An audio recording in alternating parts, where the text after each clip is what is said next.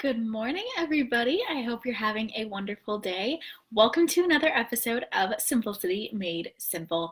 As always, if you have any comments or questions, please put them in the comments and I will make sure to follow up with you. That is my absolute favorite part of doing these videos. Today, I am talking to you guys about how you can simplify your goal tracking. So now that we've begun a new year, a lot of people have goals and resolutions for the year. And while I am a huge proponent of setting 90-day goals so that you set goals regularly throughout the year, there are still ways that you can track your yearly goals and your yearly resolutions within that 90-day time frame.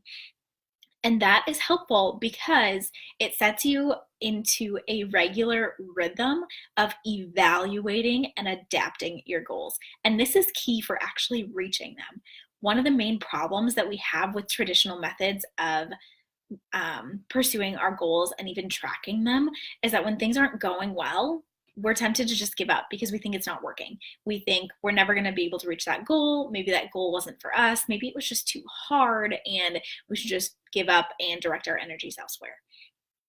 However, there's an opportunity when you realize that you're not quite where you want to be to evaluate and adapt and modify your goal instead of giving up on it entirely. So if you track your goal weekly, monthly, and then quarterly, every 90 days, set new goals, set revised goals, you will be able to actually make progress and see change because you're checking in more often.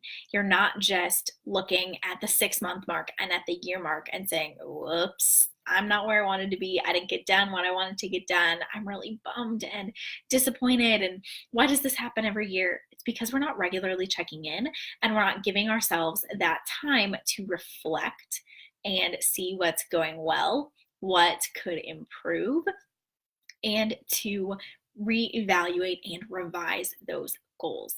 So the key here is having that regular rhythm every week, every month, every quarter of reevaluating our goals and giving ourselves the permission to change them.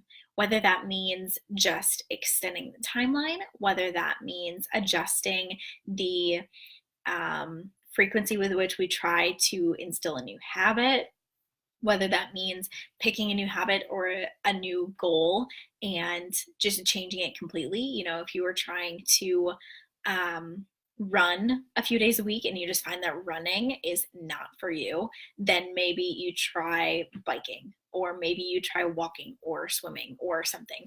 Does that make sense? So you can adapt your goal and keep going, knowing the heart behind the goal and continually checking in with your priorities and your values to make sure that the things that you're pursuing are things that are close to your heart, are things that actually matter to you. It's not just a goal that you set because other people are setting that goal or because it's a common New Year's resolution. I want you to set and reach goals that matter to you. And part of what I love doing is encouraging and equipping you to do that. So I actually have a 90-day goal planner and tracker that I love, that my clients are loving, and we've been using it for a while. And it's just so helpful because at the beginning, it helps you set effective goals. So you start off on the right foot, and then it gives you the opportunity each week to set your intentions, to decide what you're going to work on that week.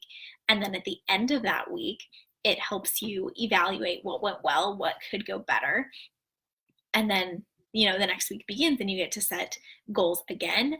And those fall within the 90-day goals and the monthly goals. And then at the end of the month, it helps you celebrate what went well, which is huge, so that you're not just focusing on negative things. I'm a big fan of focusing on positivity and celebrating small wins. So that is built into it too, but it also gives you the chance to regularly have those rhythms of reflection and revision of your goals so that they can stay true to you and your goals can reflect your changing values and priorities and life stage and circumstances, because we all know that those things happen and those things change. They're fluid. They aren't set in stone. So your goals shouldn't be set in stone either.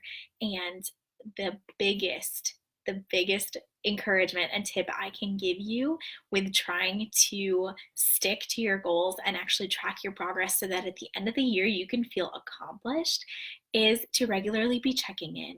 Make it a priority to follow through on each of these things. Have somewhere that you're recording it, whether it's in this 90-day planner that gives you the opportunity to, write down your goals and then write down what went well and what could go better, and regularly be reevaluating that. But commit to that practice of stating your goals, of stating your priorities, of setting smaller goals each week and each month so that you can get to the end goal that you want to get to. And don't be afraid to reevaluate and revise and adapt your goals so that it still fits you and your life. Okay, that's it. I have put the link for my goal planner in the description because I don't want you guys to miss it. It is a fabulous, fabulous resource. And again, as always, if you have any comments or questions, let me know. I would love to talk to you. Okay, that's it for today, you guys. I hope you have a wonderful week, and I will talk to you again soon. Bye.